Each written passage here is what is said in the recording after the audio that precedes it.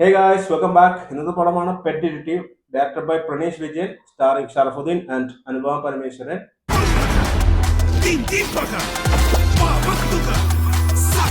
ഈ pet detective എന്നുള്ള പേര് ആദ്യം കേട്ടപ്പോൾ എന്റെ മൈൻഡിൽ ഓടി വന്നത് ജിം ക്യാരി പ്ലേ ചെയ്തിട്ടുള്ള Ace Ventura the pet detective എന്നുള്ളൊരു മൂവിയാണ്. ഷറഫുദ്ദീന്റെ കോമഡി ടൈമിംഗ് ജിം ക്യാരിയുടെ ആ ലെവൽ വരെ എത്തില്ലെങ്കിലും അത്യാവശ്യം നല്ല രീതിയിൽ കോമഡി ഹാൻഡിൽ ചെയ്യാൻ പറ്റുന്ന ഒരു ആക്ടറാണ് ഷറഫുദ്ദീൻ.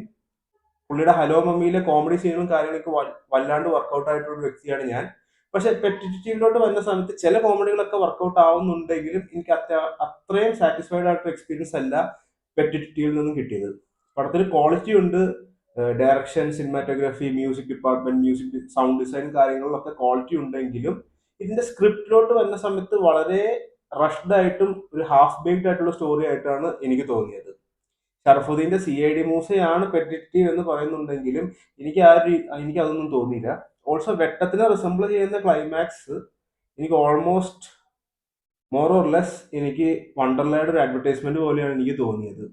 ഇതിൽ പല ക്യാരക്ടേഴ്സിനും ഒരു വ്യക്തമായിട്ടുള്ള ഒരു ബാക്ക് സ്റ്റോറി ഉള്ളതായിട്ട് എനിക്ക് തോന്നിയില്ല. Except for Ranji Panicker and വിജയരാഘവന്റെ ക്യാരക്ടർ, ബാക്കി എല്ലാ ക്യാരക്ടേഴ്സും ഒരുമാതിരി ഇങ്ങനെ വന്നു പോകുന്നത് പോലെയാണ് എനിക്ക് തോന്നിയത്. ശ്യാമോഹന്റെ TTT എന്ന് പറഞ്ഞ ക്യാരക്ടറും സണ്ണി വെയിന്റെ സ്പെഷ്യൽ അപ്പിയറൻസും ഒന്നും എനിക്ക് അത്രയും വലിയൊരു ഇമ്പാക്ട്ഫുൾ ആയിട്ടുള്ള ഒരു റോൾസ് ആയിട്ട് എനിക്ക് തോന്നിയില്ല.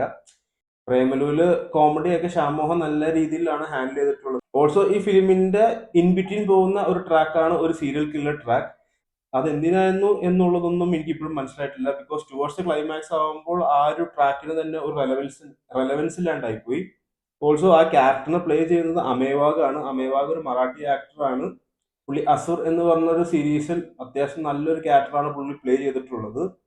ടു എൻഡ് പെറ്റിറ്റീവ് എന്നുള്ള മൂവി എനിക്ക് അത്രയും ഫുള്ളി സാറ്റിസ്ഫൈഡ് ആയിട്ടുള്ള ഒരു എക്സ്പീരിയൻസ് തന്നില്ല. It's a good movie, quality ഉണ്ട്, പക്ഷെ എനിക്ക് അത്രയും സാറ്റിസ്ഫൈഡ് അല്ലായിരുന്നു ഞാൻ ഈ മൂവിയിൽ. സോ ദാറ്റ്സ് പെറ്റിറ്റീവ് ഫോർ യു. Take care.